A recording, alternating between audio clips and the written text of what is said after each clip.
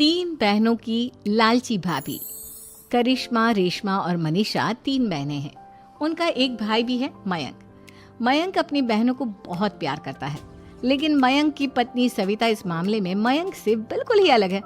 वो अपनी ननदों का जितना बुरा कर सकती है उतना बुरा करती ही रहती है और अपनी ननदों पर हुक्म भी चलाती है। करिश्मा, करिश्मा, तुमने अभी तक नाश्ता नहीं बनाया? तुम्हारे भैया को ऑफिस जाने में देर हो रही है। हाँ भाभी, बस अभी बनाती हूँ। करिश्मा, तुम ये ढीलापन छोड़ दो। कल को पराये घर जाना है। वहाँ अगर तुम इस तरह से काम करोगी तो लोग क्या कहेंगे कि माँ ने और भाभी ने कुछ सिखाया नहीं। और तुम्हारी दोनों बहनें कहाँ हैं? रेशमा मार्केट गई है और मनीषा सो रही है। क्या? सुबह के 8 बज रहे हैं और ये महारानी अभी भी सो रही है? ये कहते हुए सविता अपनी सास दुर्गा देवी के पास जाती है। माँ जी, देख रही हो अपनी बेटियों के तौर तरीके? क्या हुआ बहू, सुबह सुबह क्या कर दिया मेरी बेटियों ने? अरे एक तो अभी अभी उठकर किचन में गई है, दूसरी सुबह सुबह बाहर चली गई और तीसरी अभी तक सो रही है। क्या करूं मैं इन तीनों का, मैं तो परेशान हो गई हूँ। जा जाकर उठा उसे और रेशमा से मैं बात करती हूँ।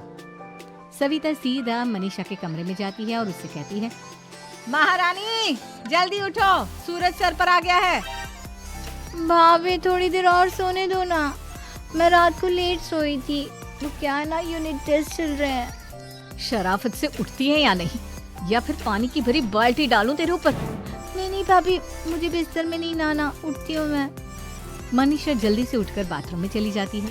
सभी आराम से बैठकर नाश्ता कर रहे होते कि तभी रेशमा बाजार से हाथ में सामान लिए आ जाती है। रेशमा को देखते ही सविता उस पर बरस पड़ती है। लो, आ गई महारानी। ऐसा भी क्या सामान लाना था जो सुबह आंख मलते ही बाजार की तरफ रवाना हो गई? भाभी, कल आप ही तो चीख रही थी कि घर का सारा सामान मुझे ही लाना पड़ता है, घर में किसी को भी किसी काम से कोई लेना देना नहीं है। अब मैं बाजार जाकर सामान ले आई तो आपको इस बात से भी तकलीफ हो रही है? देख रही हो माँ जी, अपनी बेटी की जुबान कैंची से भी तेज चलती है। और मयंक, आप तो कुछ कहेंगे नहीं अपनी लाडली बहन को। रेशमा, अपनी भाभी से ऐसे बात नहीं करते। चलो माफी मांगो। भैया, मैं क्यों माफी मांगू? आप भाभी से बोलिए ना कि हम पर कम हुक्म चलाया करे। हम इस घर की बेटियां हैं और आपकी पत्नी की ननद है, नौकरानी नहीं। लो कर लो बात। इनकी भलाई के लिए कुछ भी बोलो तो इन्हें बुरा लग जाता है। इस घर में यही इज्जत है मेरी। देख लो माँ जी, आपकी बेटी किस लहजे में मुझसे बात कर रही है। सविता वहाँ से चली जाती है। मयंक को बहुत गुस्सा आता है, वो भी वहाँ से चला जाता है। फिर करिश्मा रेशमा को समझाती है। रेशमा, तुम्हें भाभी से माफी मांग लेनी चाहिए थी ना। लेकिन दीदी, मैंने कुछ किया ही नहीं, तो मैं माफी क्यों मांगू? हाँ करिश्मा दीदी, रेशमा दीदी जैसे ही घर में आई भाभी ही उन पर चिल्ला रही थी। हाँ, मैं मानती हूँ कि गलती भाभी की थी। मैं तो इसलिए बोल रही हूँ कि भाभी ने माँ को तो पूरी तरह अपने वश में कर लिया है। वो हमारी बात सुनती ही नहीं। मयंक भैया हमारे लिए हमेशा खड़े रहते हैं, इसलिए उनकी बात का मान तो तुम्हें रखना चाहिए था ना। कोई फायदा नहीं दीदी, कुछ दिनों की बात और है, भाभी उन्हें भी हमारे खिलाफ भड़का देंगी। फिर वो भी माँ की तरह हमारी किसी बात का विश्वास नहीं करेंगे। इसी तरह सविता अपनी तीनों ननदों को किसी न किसी बात पर परेशान करती रहती थी। एक दिन मयंक अपनी तीनों बहनों के लिए गिफ्ट लाया। करिश्मा, ये तुम्हारे लिए हार का सेट। रेशमा, तुम्हारे लिए सुंदर सी ड्रेस। और मनीषा, तुम्हें किताबें पसंद है ना, तुम्हारे लिए किताबें लाया हूँ। थैंक यू भैया। थैंक यू भैया। थैंक यू भैया। करिश्मा, तुम्हारा नेकलेस कितना सुंदर है। ये भैया कहाँ से ले आए होंगे? मैंने भैया को 3 दिन पहले फोन पर ये डिजाइन दिखाया था और आज भैया ये ले आए। सविता तो अपनी ननदों के गिफ्ट्स देखकर जल गई और करिश्मा का नेकलेस तो उसे भी बहुत पसंद आया था। अपनी बहनों के लिए कितना अच्छा नेकलेस लेकर आए हैं, मुझे कभी कोई गिफ्ट नहीं दिया।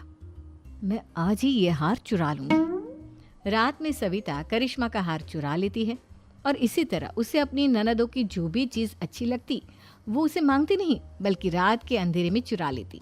इसी तरह दिन बीतते गए और सविता ने मयंक के दिल में भी उसकी बहनों के लिए नफरत पैदा कर दी। एक दिन मयंक ने करिश्मा और रेशमा के लिए रिश्ता देखा और ये बात उसने घर में सबको बताई। माँ, करिश्मा और रेशमा के लिए बहुत अच्छा रिश्ता आया है।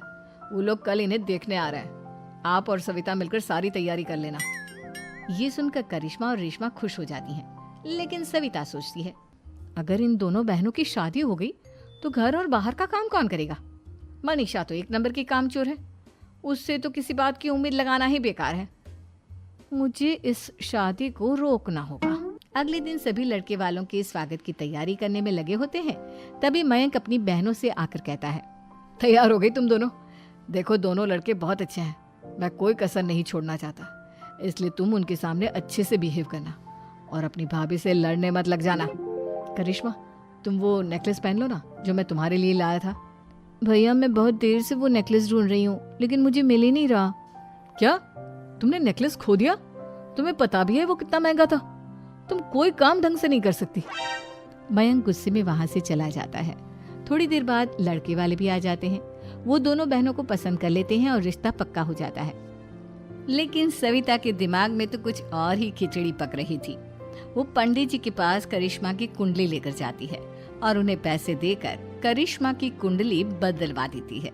जब लड़के वालों के पास करिश्मा की कुंडली जाती है तो वो दुर्गा को फोन करते हैं। बहन जी, हमने करिश्मा की कुंडली अपने पंडित जी को दिखाई थी। आपकी बेटी की कुंडली नहीं बल्कि दोषों का पिटारा है। देखिए, मैं और मेरे पति इन सब बातों में बहुत विश्वास करते हैं, इसलिए हम आपकी बेटी से अपने बेटे की शादी नहीं करा सकते। इस तरह करिश्मा का रिश्ता टूट जाता है और सभी घर वालों को बहुत दुख होता है। अब कविता सोचती है, चलो करिश्मा का तो रिश्ता टूट गया, अब रेशमा का भी रिश्ता तोड़ना है। क्या करूं? अब सविता आवाज बदलकर किसी अननोन नंबर से रेशमा के होने वाले ससुराल में फोन करती है। हेलो, मैं कौन हूँ कौन नहीं ये आपके लिए जानना जरूरी नहीं। बस इतना सुन लो कि रेशमा का 2 साल से किसी के साथ अफेयर चल रहा है। बस रेशमा का रिश्ता तोड़वाने के लिए सविता का इतना कहना काफी था। अब रेशमा का भी रिश्ता टूट गया। मयंक और दुर्गा देवी ने रेशमा को खूब खरी खोटी सुनाई और उससे बार बार उस लड़के के बारे में पूछने लगी। आप दोनों मुझे क्यों परेशान कर रहे हो? अरे कोई लड़का होगा मेरी लाइफ में तो मैं बताऊंगी ना, जब कोई है ही नहीं तो कहाँ से लाऊं मैं कोई लड़का? तो तेरे होने वाले ससुराल वालों को फोन किसने किया था?